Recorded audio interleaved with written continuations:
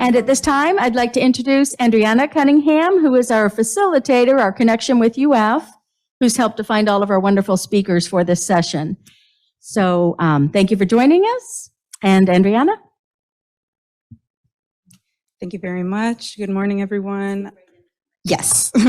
Good morning, everyone. I have the pleasure of introducing Caroline, our speaker for today.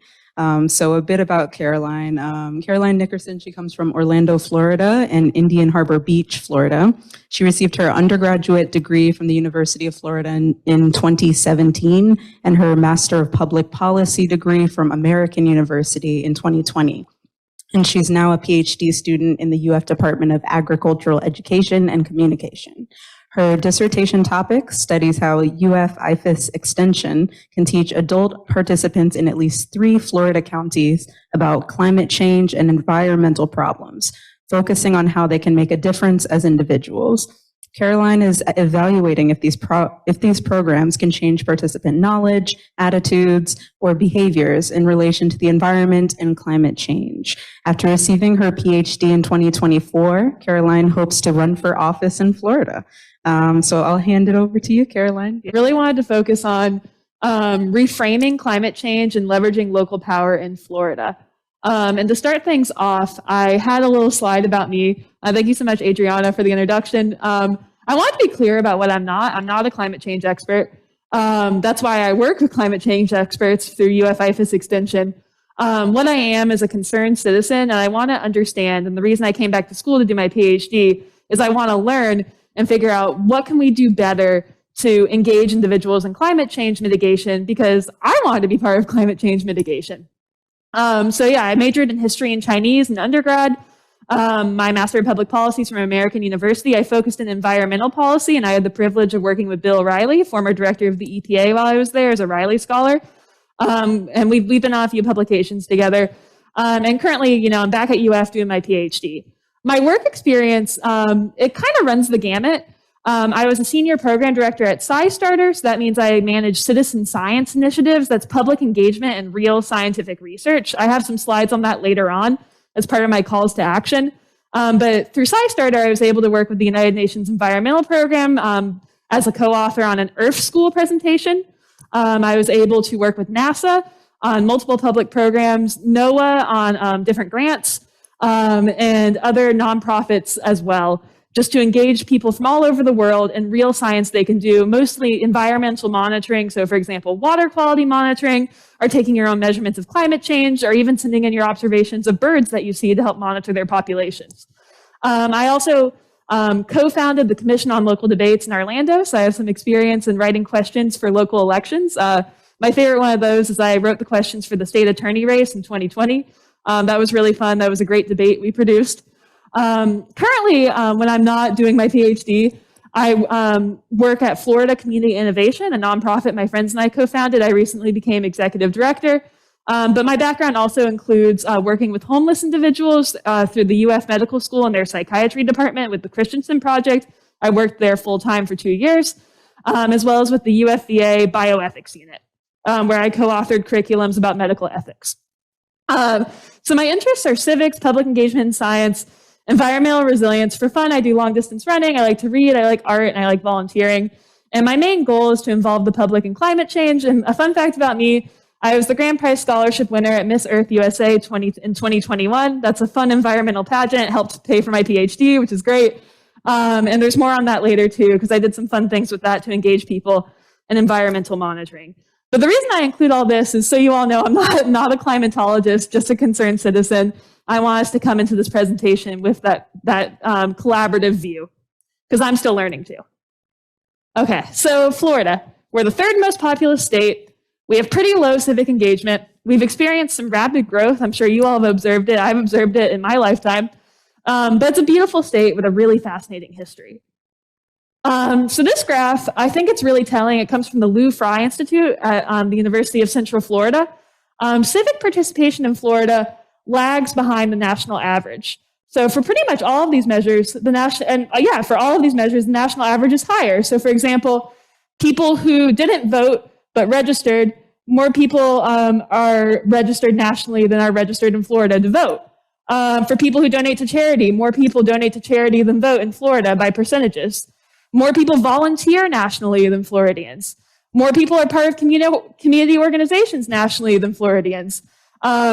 People who visit public officials, a higher percentage of people nationally visit public officials than Floridians do, or attend public meetings, works with a neighbor to fix a community problem, member of a civic organization. So my goal in my career is I want to get these numbers up. I want to get these percentages to be higher. I want us to do better than the national average for civic engagement. And the reason why is we have some pretty pressing environmental problems facing us that could really benefit from civic engagement. So I'm going to show you all some headlines. Don't be alarmed, but as sea levels rise, is Miami doomed? Rising seas, Florida is about to be wiped off the map. New Orleans and Miami are doomed to be swallowed by the sea, says new study. Miami, as we know it today, is doomed. It's not a question of if, it's a question of when. This is how South Florida ends. And this is just a small fraction of the headlines I could have shown you. I have a little Google alert going for different Florida climate news, and it's not my favorite thing to read every day, I'm not gonna lie. But this quote gives me a lot of comfort. If you don't like the news, go out and make some of your own. So this was Wes Nisker's closing radio salutation in the 1970s. And this is a quote that whenever I read a news story that makes me scared or upset, I think, oh, I'm an individual, some agency. I can be part of the news. If I don't like the news, I can go out and make some of my own. So why does it matter? Why don't we just flee Florida? I'm not going to play this video for you, but it's about Miami Beach's mitigation efforts. And I think Florida is worth saving. My view, Florida is not a sunk cost, pun intended, but there are some serious problems to solve. We have hurricanes, right? Hurricanes are a major problem. Damages, hurricanes increase in frequency with climate change. And sea level rise, another consequence of climate change, is a serious concern for our state. So I thought it would be useful for everyone to think about public policy. So what is public policy? This was my favorite definition for my master's. Beyond normative ideas, public policy is what government must do, does, or does not do. It's kind of the broadest possible definition possible. And policies don't just apply to governments, right? Oak Hammock can have a policy about something. Your company can have a policy about something. Your family can say, our family policy is to do X, Y, Z. It basically just means a course of action you've decided upon. And my favorite model for policy decisions is John Kingdon's three streams model. Basically, his conceptualization was there's the problem stream, the policy stream, and the politics stream. So the problem stream for climate change would be the consequences that we're seeing because of carbon emissions, because of the burning of fossil fuels and other things like that. We are seeing rising sea levels, increased frequency of hurricanes that are worse, and other assorted environmental problems. That's the problem stream. That's going along, problems are happening. The policy stream are the ideas we have to address it.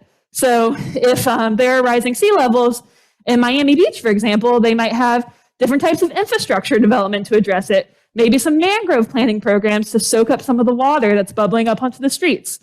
Innovative ideas belong in the policy stream. The politics stream, that's the will of the people to address these things. Those are the actors that you vote into office. That's the leadership that you select. Those are the calls to action, the mandates that you have for your elected officials, for your leadership. And when all of those things converge, change happens. Change typically happens when a policy window opens up. Policy windows can be prompted by crises. So for example, 2008, the financial crisis, big changes happened at the level of the federal government because a policy window opened up. There was a crisis, they were able to respond to it. They made changes in terms of how the government did things economically. Policy windows can open up in terms of climate change when there's a big hurricane. In New Orleans, when there's a big hurricane, they can make changes with their Department of Health, for example. And all of these lead to the agenda, what actually happens. So I thought this was interesting to go on the vein of what happened in the financial crisis. In an instructive quote, you never let a serious crisis go to waste. And what I mean by that, it's an opportunity to do things you think you could not do before. So that was Rahm Emanuel. He was President Obama's chief of staff, and all this was happening. And when that policy window opened up, they moved quickly in the economic realm. So that was one of the things I was conceptualizing with climate change. So when we have things happen, there are government actors, right? So the federal government can do things about a whole host of issues. The state government can do things, and local governments can do things. But there are a lot of other potential non-governmental actors too that are interacting in this space. So we got academia. They often are in the policy stream, coming up with the ideas. We got the media as well. They can be in all the different streams. They can even create policy windows by consistent media attention on something. Nonprofits, they can come up with ideas. They can create political will. They can do all sorts of things. Interest groups as well. And of course, citizens. So there's a case for bottom-up solutions. So media can reframe an issue, local government can take on some innovative partnerships, and disasters can create opportunities. So my nonprofit I mentioned earlier, Florida Community Innovation, as I was thinking through what could be my role and the role of my friends and other people I work with in this space, we figured we're stronger together. So with Florida Community Innovation, we've been taking on environmental issues, of course, but I thought this was instructive in terms of how we've organized. We've really mobilized around resource access in Florida. So we've built Florida's first ever digital resource map to match people to job resources, food banks, things like that. So that was our innovative idea, a digital resource map. We're in the policy stream. We identified a problem, so we commissioned graduate student researchers from the University of Michigan to help us understand what resource gaps there were. You can find all of that on our website, floridainnovation.org. So that was the problem stream. We were identifying that resource gaps existed.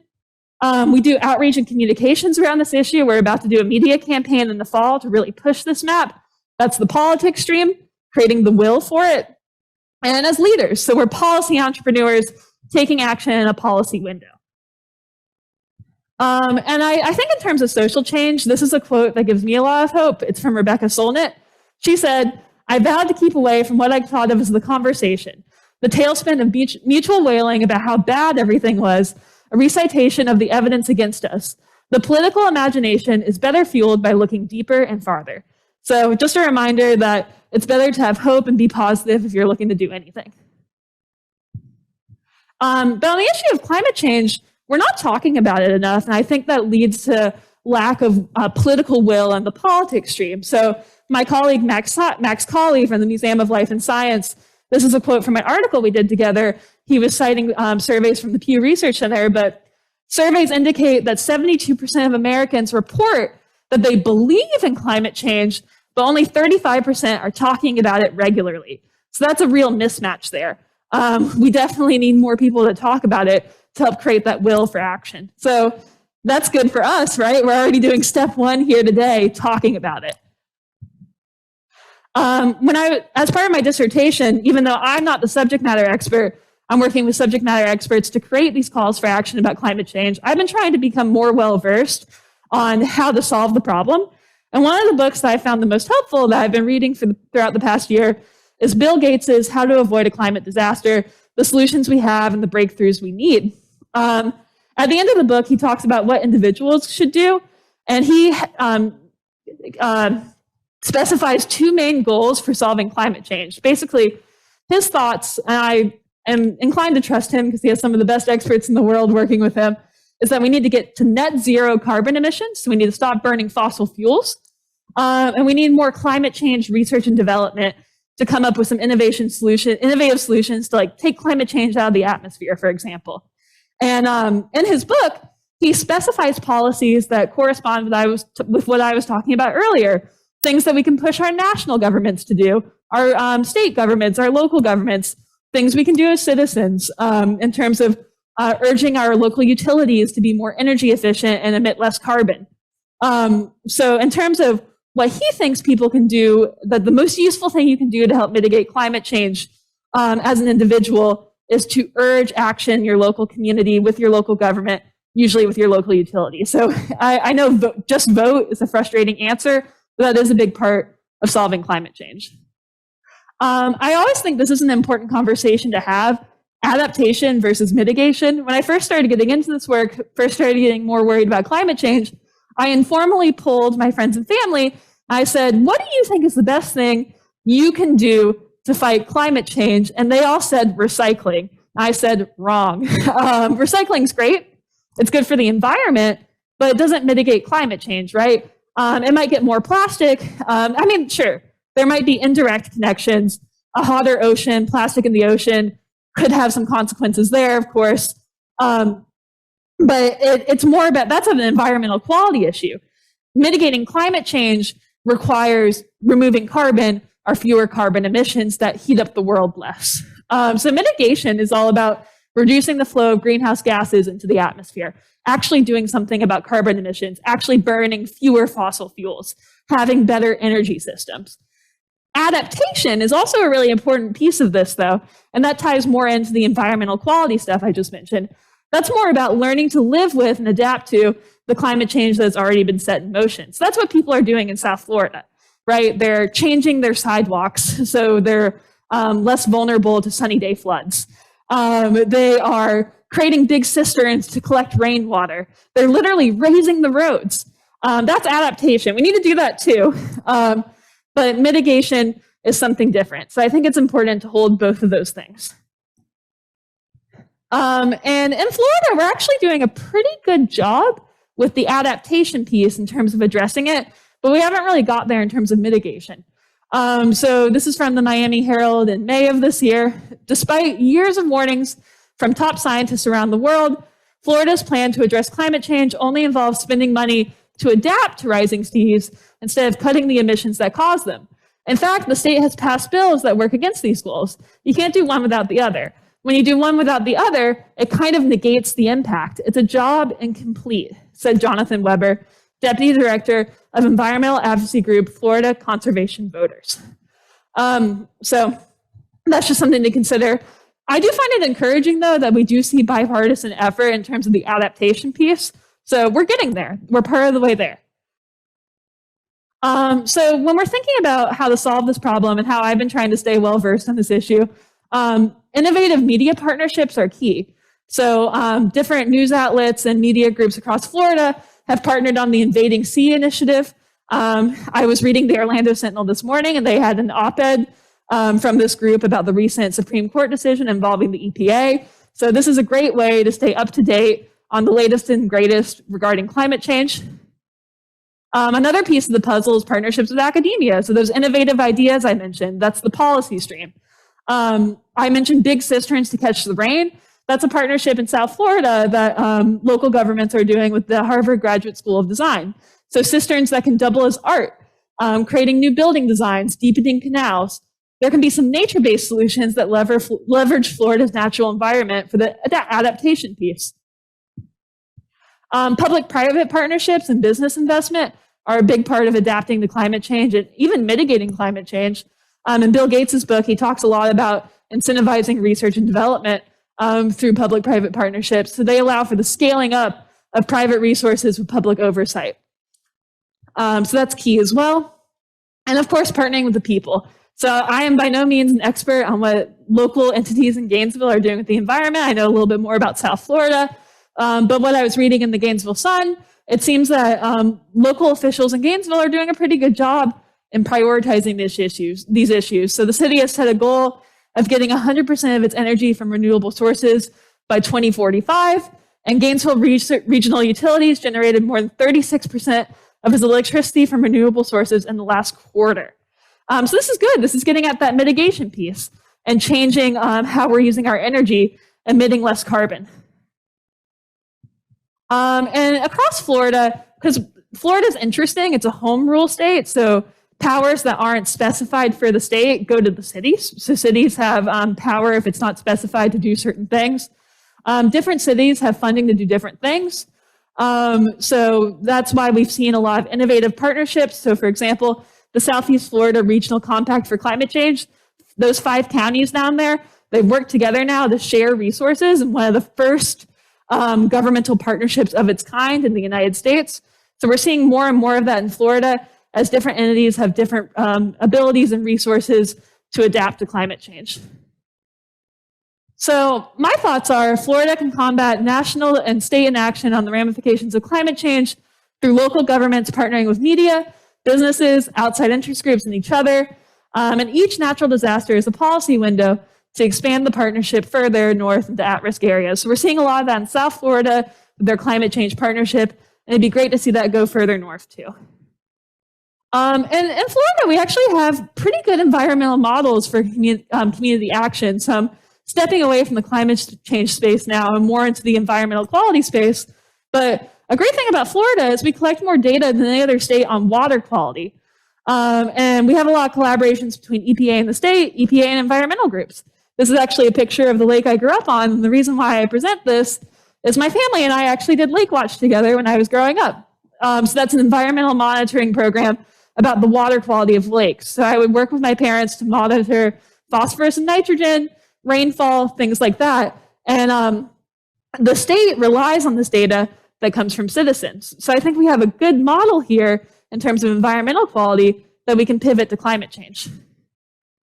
And we're seeing that, so to emphasize that model with environmental quality, there's the regulatory approach, banning fertilizers and behaviors by landowners and agriculturalists that could contribute to negative water quality, higher phosphorus levels.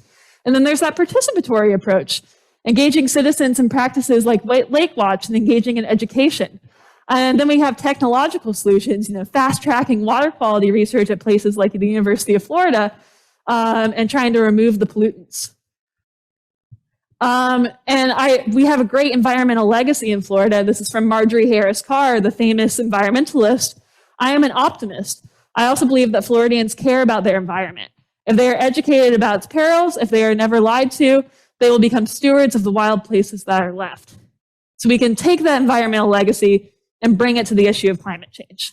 And I know it can be frustrating to hear, okay, I need to advocate at city meetings, I need to vote, but what can I do today? This is from my past life at SciStarter when I was doing all that citizen science work. You can start doing some environmental monitoring related to climate change, actually. So climate change and environmental problems, they're hyper-local. So how climate change impacts you may impact your friend across town differently. Let's say there's a heat wave that's prompted in part by climate change. If you have more trees in your neighborhood than your friend across town, your health will probably be better. You'll have an easier time at handling the heat. So that's why science can help us understand those differences street by street, community by community, to better address the problem. I know that environmental problems and climate change can make us feel powerless. Citizen science and the data-driven understanding it gives us helps us take that power back. So you can help monitor your community to contribute to data-driven solutions regarding climate change. And one project I wanted to spotlight in regards to this is the IC Change project. If you take nothing else from my presentation today, please take the fact that you can participate in IC Change and start monitoring climate change in your community. It's a global project where people of all ages from all over the world are documenting the real-life effects of climate change and contributing to solutions. And it's a very simple idea. It basically just turns people into environmental reporters and asks them just to take a picture with their smartphone if they have it and describe what they see, or just describe what they see on the computer if they don't have a smartphone. So you create an account, you post something, and then you learn from other people. And IC Change has had a lot of results in different cities across the United States as well as globally. I wanted to highlight some of them. So, for example, in Los Angeles, California, enough people posted to IC Change about drought-stressed trees that they were able to have a deep dive story and a pretty robust research result about the future of urban trees in California. In New Orleans, Louisiana, posts from IC Change influenced stormwater engineering plans through a partnership IC Change have with the local government, as well as help the health department understand heat waves. And globally, users were able to almost conduct their own self-studies by posting every day about their communities and being able to observe trends over time. So they crowdsource this data basically, and they're able to take your qualitative data, your words, your pictures, your descriptions about the impact of these issues on you, and pair it with quantitative data like temperature measurements of inches of rainfall to get a complete understanding of the problem, which contributes to solutions. And they've actually been partnering with the city of Miami local government, which I think is really cool. And they've been asking people across the city to report on the impact of flooding in their community. are water they see on the sidewalks. So this is an example of a good post. Claudia, who I actually know, she's great. She just posted outside her apartment building and described the impact of the storm surge and what was going on. But a particularly good post, and this is where the qualitative data really comes to bear, is when you describe what's unusual, or you give your own lived expertise, something you wouldn't just get from the numbers. So this is a post from Kate Stein in Miami.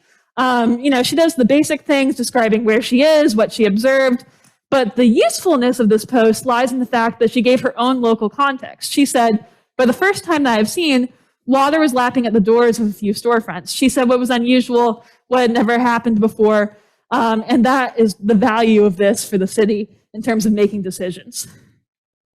And people, it was just as simple as seeing something in their community, taking a picture, giving a brief description, and posting it. And by having as many people as possible posting, IC Change has been able to get a better idea of what's going on the ground in Miami. And as you can see, I just wanted to show all these different posts to show the network that they've built up. And some people bring some dark humor. It almost works as a social network. Someone said, our new city of Miami canal system, where our streets used to be, bring your own gondola. So you can also bring some of your own personality into these posts as well. But as you zoom out, you're able to see different posts, and they were able to identify hotspots and target different places for infrastructure development. And IC Change, like I said, it's not just limited to where this organization has formed a partnership with a local government. You can post right here in Gainesville. You can start posting every day about your particular environmental problem related to climate change that interests you. And if you post enough, you'll start seeing trends in your own data that you're contributing. I wanted to give an example of some of my participatory action. So this is my grandpa. He was based in Panama City for most of his life in Florida. I spent every summer with him and my grandmother up in Panama City, and we unfortunately lost him in the aftermath of Hurricane Michael. So I was able to establish a partnership with different groups in Washington, D.C., where I was up doing my master's, and we were able to provide some emergency aid to people who were homeless or underserved in Panama City in the aftermath of Hurricane Michael. I think this is a good example of a policy window, even though this isn't directly environmentally motivated, because for the first time ever, the Family Services Agency and the rescue mission were able to work together. They'd always been siloed in Panama City, even though they served the same groups. So this is just my small example of how you can seize a policy window and make something different happen. And then I took this a little bit further when I was Miss Louisiana Earth. I took on this pageant title because I wanted to serve people on the Gulf Coast. And we did the Citizen Science Empowers Resiliency Project. So we asked people around the world to participate in the Land Loss Lookout Project online and classify satellite data to identify what type of land loss was occurring on the Gulf Coast and why. Was it lost because of sea level rise or oil and gas or something else? Wetlands are really important on the Gulf Coast. They're the first line of defense against hurricanes. And I saw this project as a continuation of how I could honor my grandfather's legacy and ask people to participate in science to better understand a problem that is influenced by climate change.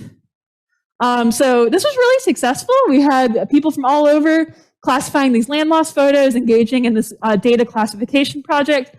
And surprisingly, and I think this is a real story of hope, more people from Nigeria participated than anywhere else in the world. A group of students, this just really touched their hearts, and they classified a bunch of data. And we were able to get through this whole data set and better understand wetlands. And then we used the technologies we had built. It was me in partnership with Healthy Gulf and Northeastern University. I was more of the outreach piece, and they actually created the whole project. So once again, me partnering with subject matter experts who know their stuff. I just want to elevate their efforts. They took the technologies they produced, and they were able to help solve a similar problem in Nigeria with the Land Pollution Lookout Project, which is still ongoing. So people from all around the world can classify data that helps people in Nigeria now. So citizen science, I think it's a really cool field in terms of environmental monitoring or data classification. And you could start right now. You could have your own citizen science story by participating in IC Change and monitoring environmental impacts related to climate change in Gainesville, just by taking a picture and describing it. But now for my dissertation. So I think you're hopefully seeing a little bit of a through line and some trends in my work. I'm going to be working with UF IFAS Extension in at least 3 counties in Florida to, they'll provide the calls to action. They'll say what environmental things they think people should do to help mitigate climate change. And then I'll help publicize it and produce 1-hour programs about how they can do it. Okay, we're still good. So digital field experiences, they're pretty common with Extension. They originated by another PhD student also in my program. It's basically just a way to perform live online programming for adult learners. And what I'm going to evaluate is I'm going to do pre and post surveys to see how these digital field experiences that we produce with Extension facilitate participant learning and potentially influence behavior change by participants. So whether or not they intend to perform the actions and participate. Oh, this is a model that's been done with young people. So they've done some survey-based and arts-based assessment with digital field experiences for students, especially pertaining to like sea level rise and Cedar Key. That's what this one's from. And through this, my main partner is the Climate Change IFAS Working Action Group. So these are the extension agents, the folks that are supported by UF to do things in different counties, to extend the research findings into different counties. They're the folks I'm going to work with to create these digital field experiences.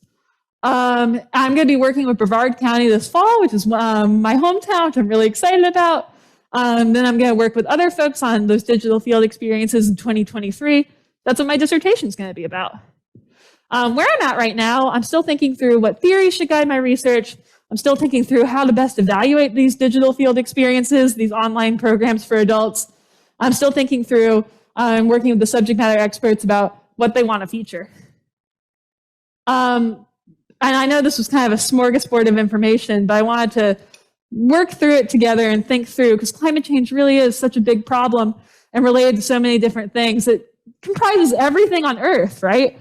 So if you feel hopeless and you're thinking about what you can do, I wanted to leave you with these things that we could try today. So number one, you can participate in some sort of environmental monitoring effort like IC Change. I think IC Change is a particularly good fit because they encourage you to relate the environmental impacts you're monitoring to the climate change causes that you think may be present. So extreme heat, flooding, whatever you happen to see in your community that day. IC Change is a great fit, and it's very accessible because you just take a picture and describe what you think is going on. I recommend also voting for leaders who prioritize both adaptation and mitigation in relation to climate change. That's how we get that politics stream up and running for good change. And to the extent that you can embrace mitigation behaviors in your own life. So when I was reading, as I've been doing research for my dissertation for that literature review, there's, a mixed consensus about what's best for individuals to do, but things that commonly come up is embracing green energy in your home, trying to green your commute, reducing your home energy use as much as you can. But there's a whole wealth of different things you can do as an individual. I really recommend starting with environmental monitoring. That's always felt tangible to me, and it's something you can observe over time. So with that, I want to see if anybody has any questions, thoughts, ways that climate change has impacted your life, all that fun stuff. I moved from Indiana about a dozen years ago, and when I left Indiana, we had windmills in every cornfield that I could see, and we were just starting to use solar energy for hot water heating. So when I moved here, I was very surprised that solar energy wasn't used more, considering you get much more sun than we do in Indiana. And I haven't seen one windmill, but maybe you don't have wind. I'm not sure. Do you have an answer to that at all?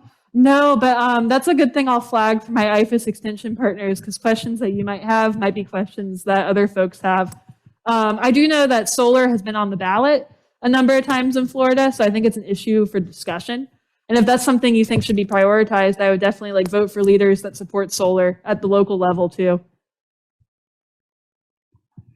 Yeah, go for it. In light of the zero waste ordinance that Gainesville commissioners recently passed, one of it had to do with the possibility of composting, because food waste adds a huge amount of methane to the environment. Have you or anybody, do you know of somebody that's done any research into what type of composting machines might be most effective for use in a facility like Oak-Hammock? Oh yeah, UF is all about composting research. I know there's also a compost collaborative in town. that I'm sure has some data on it. But that's a good thing to flag too, as I'm thinking through different calls to action we can have in these digital field experiences. You know, maybe folks in Brevard County this fall would like a how-to about how to compost. So that's a good flag. But I would say University of Florida, I know there are some folks doing research on compost. Yeah, thank you. Thanks for bringing that up. This is helpful things for me to flag as I think through what calls to action I want my subject matter experts to include. There are just a few comments here on chat. Adaptation is the only thing DeSantis and the Florida government are doing. And then it says, I suggest local feedback for people doing data collecting here and other areas. Yeah, I mean, if folks watching online want to start posting on IC Change right now, they totally could. I think you had something? Yes, it's encouraging to see people your age get so involved in the problems that you're going to be facing in your lifetime. But I'm wondering, what do you learn in school these days?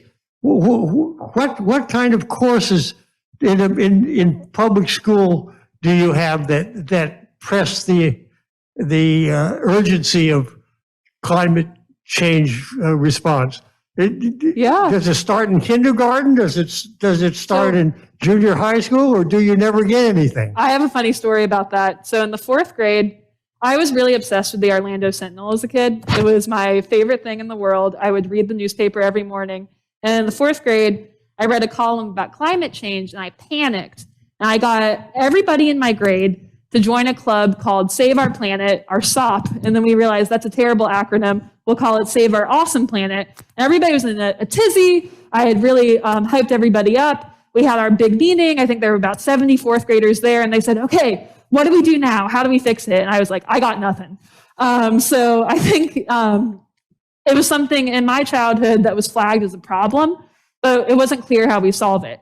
And in high school, I was always really interested in the environment. I took, all the environmental science classes you could, but there was that conflation of environmental protection and action on climate change that I tried to flag here. I think there's still a lot of confusion. And I think that was also underscored by the fact that when I asked my friends and family, who are pretty smart people, like both my parents are statisticians, my friends are all really bright, most of them are in finance in some capacity. I asked them, what do you think you need to do about climate change? The fact that they all said recycle, I think tells you a lot.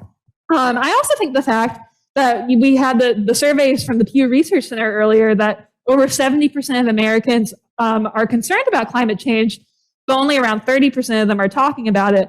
That also underlines all that. So in summary, I think what people are learning in school right now is that climate change is a problem. What to do about it is a little murkier. And there's a lot of conflation between environmental protection and climate change. But you do have required courses. We have environmental science courses, yes. And it's at least covered in the biology course in high school, if you don't take environmental science. Any other questions on Zoom?